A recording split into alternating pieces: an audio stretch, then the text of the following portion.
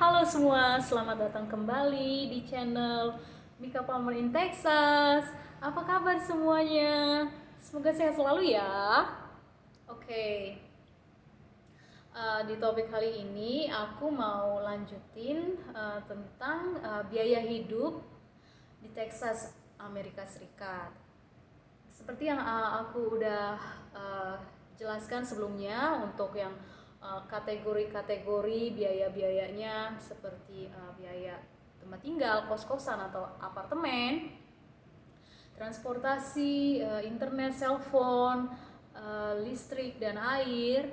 Nah, sekarang yang terakhir tentang makanan. Nah, kawan-kawan kalau misalkan yang sudah dengar video aku sebelum-sebelumnya kan, orang Amerika itu nggak suka kebanyakan ya kawan-kawan, tidak semua tapi mayoritasnya mereka itu makan di luar. Nah, jadi kalau misalkan ya, ini aku kategorinya yang katakanlah makanan yang benar-benar tidak sehat ya kawan-kawan. Itu satu kali makan aja itu kurang lebihnya $7 ya kan, 7 sampai $10 tergantung ya kan. Nah kalau misalkan kita hitungnya tuh kan kalau apa namanya normalnya kan kalau manusia itu kan makan biasanya kan 3 kali ya, 3 kali sehari. Nah kalau misalkan kita kategorikan ya $10 kali 3 itu kan satu hari itu sudah habis $30. Nah kalau misalkan dalam sebulan katakanlah itu kan 30 ya, 30 hari itu bisa sampai habisnya kan 900 ya, $900 itu uang guys. Jadi itu udah hampir habis hampir $1000 hanya untuk makan aja. Nah itu makan yang sangat-sangat apa ya, tidak sehat. Nah kalau misalkan kita makannya yang ke restoran tuh yang lebih uh, katakannya lebih mahal lagi, itu bisa sampai 2 kali lipatnya ya kan, 2000 bahkan sampai bisa sampai $3000. Nah itu hanya untuk makan aja loh di sini ya kan. Nah kalau misalkan untuk yang hidupnya di kota dan mereka apa mereka pekerjaannya sebagai kerja di restoran itu kalau dihitung itu besar pasak daripada tiang. Jadi pengeluaran mereka tuh lebih besar daripada mereka punya gaji. Nah itu kan ngenes kan. Makanya kalau aku sih ya untuk seneng-seneng aja kan. Kalau misalkan dulu kan kerja di restoran supaya ya buat seneng-seneng aja. Jadi hanya bukan untuk yang namanya apa uh, katakanlah struggle ya. Ya bersyukurlah kami kan sudah cukup lah, maksudnya untuk uh, kenapa kami cukup juga karena kami juga membatasi apa yang kami tidak bisa. Misalkan contoh, kalau kalian sudah dengar ya kawan-kawan, Mika ini kan pribadi kan aku dan suami kami sangat-sangat apa namanya ketat dalam yang namanya budget dalam keuangan. Kenapa? Karena kalau misalkan kita bisa apa namanya membatasi pengeluaran kita. Contoh salah satunya dengan aku masak sendiri ya kan, homemade namanya. Nah itu akan lebih pengeluaran untuk makanan itu akan lebih rendah dibandingkan kalau misalkan makan di luar ya, seperti itu. Nah semua orang sih relatif ya kawan-kawan, ada yang mau ada juga yang tidak. Nah itu semua sih tergantung dari uh, kepribadiannya masing-masing juga sih. Jadi ya kalau aku berprinsipnya seperti ini, jangan sampai kita apa namanya kekurangan di masa depan seperti itu kan kawan-kawan. Karena kita tidak akan pernah tahu kan tentang yang namanya masa depan, uh, kita kita nggak tahu kan, kita nggak akan pernah tahu lah ya kan, itu misteri. Nah kalau misalkan biaya hidup lagi kawan-kawan, untuk kalau misalkan kita sakit, kami kalau misalkan sakit di sini, nah mungkin nanti untuk video selanjutnya aku kan cerita ya tentang yang namanya healthcare. Maksudnya itu kalau di Indonesia bilangnya BPJS ya kawan-kawan, itu kesehatan. Aduh, itu orang bisa bangkrut loh kawan-kawan kalau misalkan apa ya, mereka itu tidak punya namanya asuransi kesehatan. Dan sebenarnya juga di semua karyawan, di semua company, perusahaan, mereka tuh uh, ada yang namanya kebanyakan, tapi tidak semua juga sih, di cover asuransi kesehatan. Nah itu aku kan membicarakan khusus untuk topik curhat aku yang tentang healthcare ya kawan-kawan, karena ini masalah yang serius loh. Jadi biaya hidup di Amerika itu sangat-sangat tinggi sekali. Ya nggak tahu juga kalau misalnya untuk Eropa ya, tapi kalau di Amerika benar-benar sangat tinggi sekali kawan-kawan. Karena yang aku sudah jelaskan sebelumnya juga, mereka punya budaya dan juga isu juga di sini kan, kesehatan sangat-sangat aku kaget juga sih dulu kan untuk pertama kalinya tentang kesehatan di Amerika ini.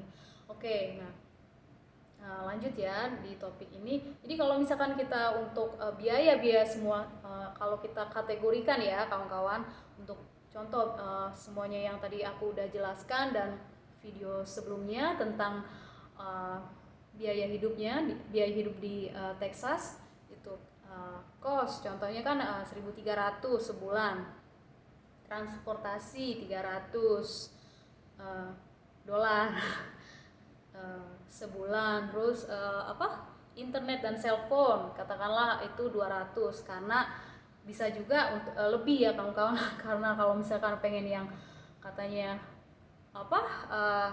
lebih speednya lebih kenceng ya, jadi ya biayanya lebih besar lagi. Nah ini yang standarnya aja ya kawan-kawan, 200 dolar.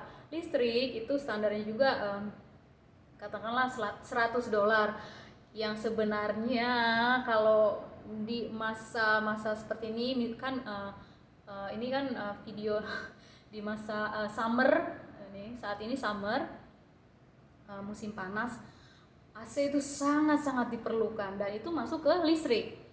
Nah jadi nggak tahu juga ya untuk mereka ya, kalau kami ya kurang lebihnya ya 100 dolar lah ya habis.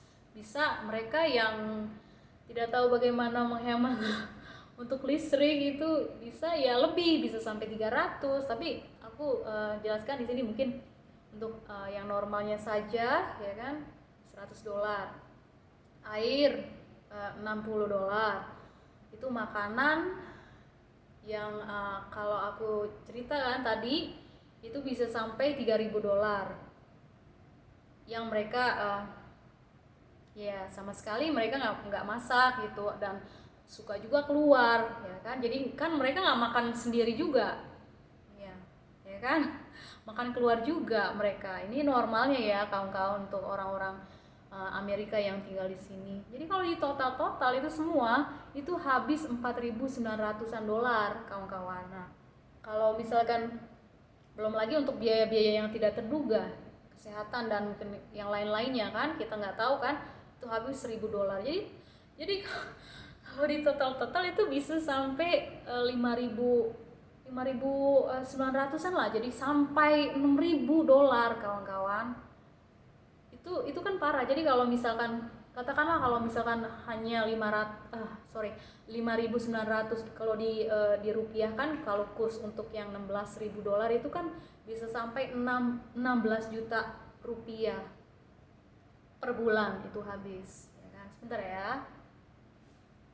Nah kalau misalkan Untuk pendapatan yang aku udah cerita, kalau untuk yang minimumnya saja ya kawan-kawan, yang sama sekali tidak ada tidak ada persyaratan yang lain-lainnya. Jadi upah minimum itu kan aku udah cerita 7,25 uh, dolar per jam.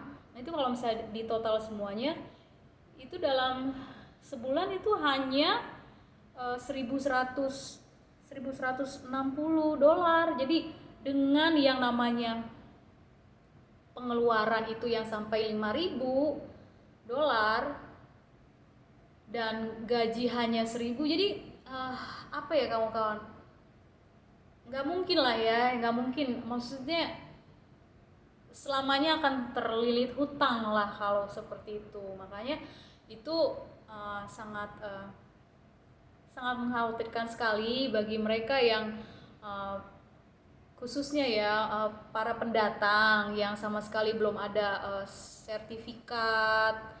Mereka misalkan mereka yang dulunya guru atau mungkin ya mereka yang dulunya dokter, mereka nggak berlaku sertifikat, jadi mereka tuh harus belajar lagi ya kan. Jadi kalau harus belajar lagi habis juga biaya. Jadi untuk yang mendapatkan gaji yang uh, katakanlah yang besar pun di sini itu juga butuh waktu kawan-kawan. Jadi kalau misalkan untuk kawan-kawan semua ya, kalau misalkan ada ya yang bilang katanya aku pengen dong kerja ya kan di Amerika, memang gampang sekali dapat pekerjaan, tetapi apakah kalian bisa tinggal dan hidup bertahan di sini dengan biaya yang sangat tinggi yang aku udah cerita sebelumnya kan. Jadi nggak mudah ya kawan-kawan untuk tinggal di Amerika ini. Jadi tidak semudah yang kebanyakan kan aku mau dong, ada banyak ya, nggak semua sih. Bahkan dari kawan-kawan yang aku kenal juga di sini, mau dong bekerja, ada gak gitu kan, ada gak lowongan kerja, ada. Tapi masalahnya apakah kalian bisa tinggal bertahan dengan biaya hidup yang tinggi gitu kan, seperti yang aku udah jelaskan. Ini di Texas ya kawan-kawan. Banyak orang-orang Indonesia yang tinggal di New York, itu lebih ngenes lagi hidup mereka karena gaji mereka juga kan sangat-sangat terbatas juga ya. Seperti itu kawan-kawan. Nah kalau misalkan untuk semua ini kategorinya rata-rata orang Amerika di 50 negara bagian ya kawan-kawan, itu mereka tuh menghabiskan dalam 1 tahun itu 50.000 dolar, yang dikategorikan kalau misalnya kurs rupiahnya itu kan 16.000 rupiah, itu totalnya 800 jutaan lah.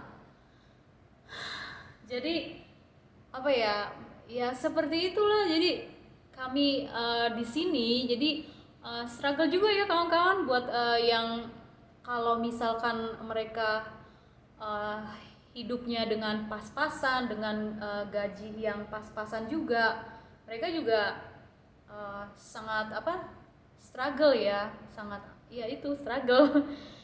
Belum lagi untuk kesehatan, seperti itu kawan-kawan. Jadi di mana kita tinggal ya bersyukur aja ya kawan-kawan, karena tidak ada tempat tinggal yang murah di kolong langit ini. Oke, jadi ya kita harus banyak-banyak bersyukur dan